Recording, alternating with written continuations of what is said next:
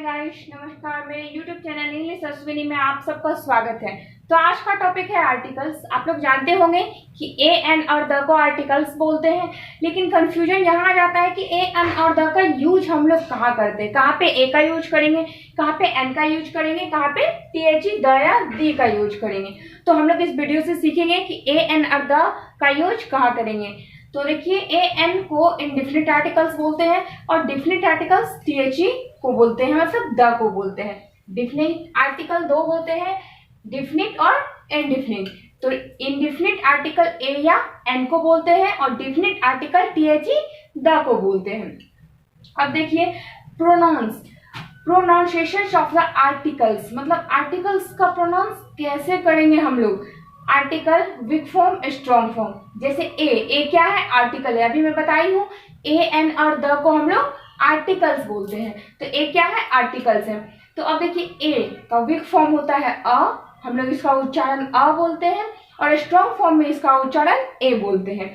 अब देखिए, एन, अन और एन पढ़ते हैं, टी को द या दी पढ़ते हैं और स्ट्रॉन्ग फॉर्म में दी पढ़ते हैं। आप लोग इसका यूज आगे मैं बताऊंगी कि द कहाँ पे पढ़ते हैं, कहाँ पे दी इसको पढ़ते हैं। क्या होता है ना, जब हम लोग स्पीच देते हैं, स्पीच देना समझते हैं आप लोग, किसी भी टॉपिक पे स्पीच देना, तो उसमें क्या होता है ना, सामान्यतः जब हम लोग स्पीच देते हैं उसमें हम लोग वीक फॉर्म का यूज करते हैं। वीक फॉर्म हो गया अ, अन, द या दी का हम लोग यूज करते हैं। और जब हम लोग स्पीच देते हैं, लेकिन किसी खास वर्ड पे हम लोग को जब जोर देना होता है, मतलब उस वर्ड को शो करना रहता है, तो उसके लिए हम लोग स्ट्रॉन्ग फॉर्म का यूज करते हैं, आर्टिकल का स्ट्रॉन्ग फॉर्म का यूज करते हैं। और जब हम लोग नॉर्मल स्पीच देते हैं, उसके लिए हम लोग आर्टिकल का वीक फॉर्म का यूज करते हैं। ठीक है, तो अब देखिए, द या दी, मैं तो यहाँ पे दोनों लिख चुकी हूँ, द भी और दी भी। तो अब आप लोग को कंफ्यूजन होगा कि द और दी दोनों लिख दी, और आप लोग भी द और दी दोनों पढ़ते हैं। देखिए, अगर द और दी से रिलेटेड आप लोगों को परेशानी है तो मेरा शॉर्ट वीडियो देख सकते हैं। द और दी का मैं डिफरेंस बताई हूँ शॉर्ट वीडियो में कि कहाँ पे द यूज करेंगे, कहाँ पे दी यूज करेंगे। उसका लिंक मैं डिस्क्रिप्शन में दे दूंगी, आप लोग जाके द और दी का शॉर्ट वीडियो देख लीजिएगा।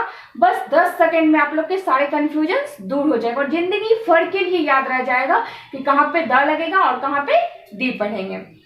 फिर भी मैं शॉर्ट में यहाँ बता दे रही हूँ, कॉन्सोनेंट बोल सकते हैं आप लोग। अगर कॉन्सोनेंट साउंड के पहले टी रहता है तब हम लोग उसको द पढ़ते हैं, और अगर वॉवेल साउंड के पहले टी रहता है तब हम लोग उसको दी पढ़ते हैं। ठीक है, कंफ्यूजन दूर। अब देखिए, आगे का टॉपिक है यूज ऑफ ए या एन। बहुत इंपॉर्टेंट टॉपिक है कि ए या एन का यूज कहाँ करें। अक्सर कंफ्यूजन होता है, अक्सर बच्चे इसमें जाके फंस जाते हैं, एग्जाम में ये मिस्टेक करके आते हैं और नंबर जिसके वजह से कम आता है। तो आज हम लोग सीखते हैं कि ए या एन का यूज कहाँ होता है।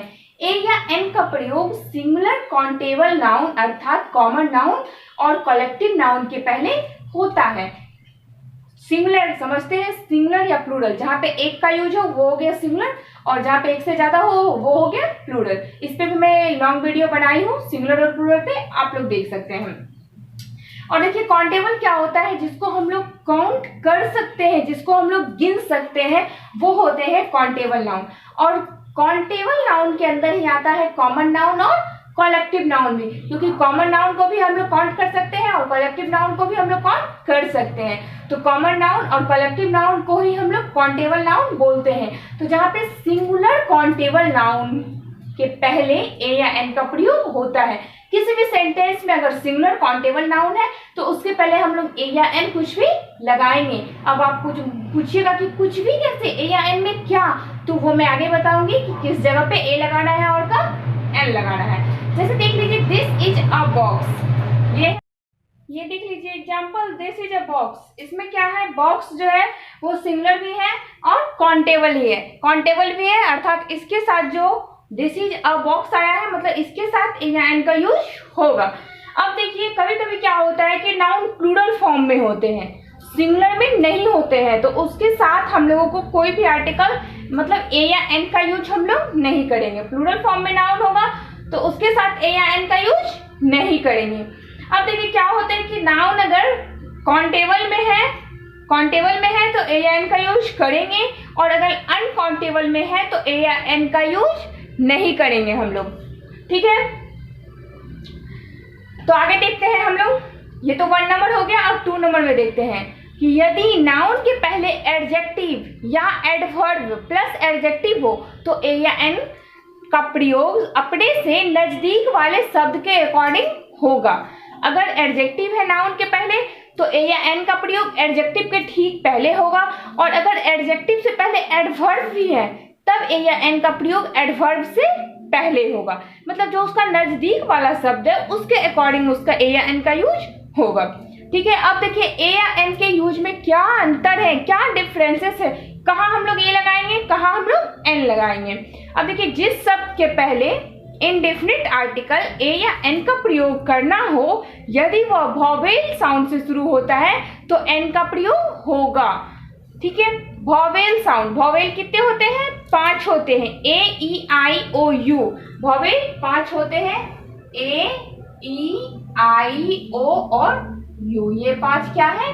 वॉवेल है। और इसके पहले मतलब जिस शब्द का उच्चारण पे गौर करना है, इसका जो होता है सो साउंड का गौर करना है कि वो वॉवेल साउंड से शुरू होता है, तब हम लोग इसमें क्या लगाएंगे? ए।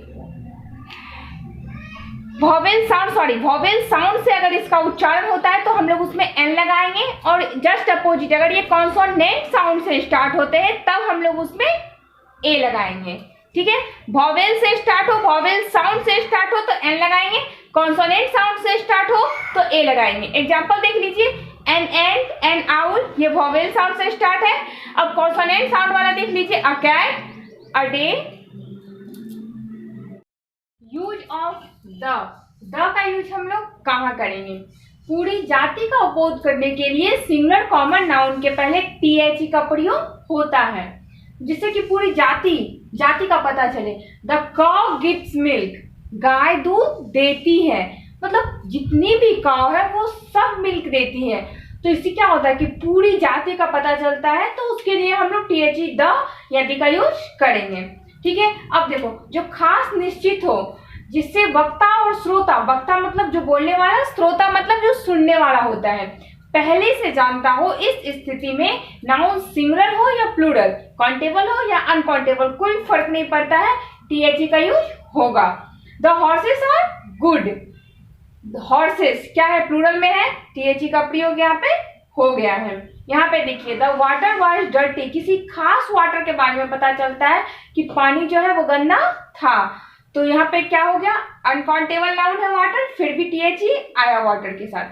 3rd नंबर देख लीजिए, न्यूज़पेपर के नामों के पहले टीएचई का प्रयोग होता है। The Hindustan times, the times of India, ये सारे न्यूज़पेपर के नेम हैं।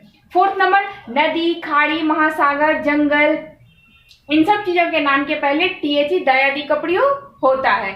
The Ganga, the bay of Bengal, और भी इसके बहुत सारे, जैसे कि पहाड़ के नाम के, जैसे होता है कि कोई भी द्वीप के नाम के पहले टीएचई का प्रयोग आता है। द वेस्ट इंडिया, तो आकाशीय पिंड जो होता है, द सन, द मून, उसके पहले टीएचई के नाम का यूज होता है। तो बहुत सारे हवाई जहाज, समुद्री जहाज, रेलगाड़ी के नामों के पहले टीएचई का प्रयोग होता है। तो मतलब बहुत सारे ऐसे चीज है, हिस्टोरिकल प्लेस, जो ऐतिहासिक प्लेस सब है, उसके नाम के पहले टीएचई का प्रयोग होता है। जैसे द ताजमहल बोलते हैं, द गोलघर बोलते हैं। तो टीएचई का यूज जो होता है वो आप लोग सीख गए हैं। ए, एन और द तीनों का यूज आप लोग को अच्छे से समझ आ गई हो।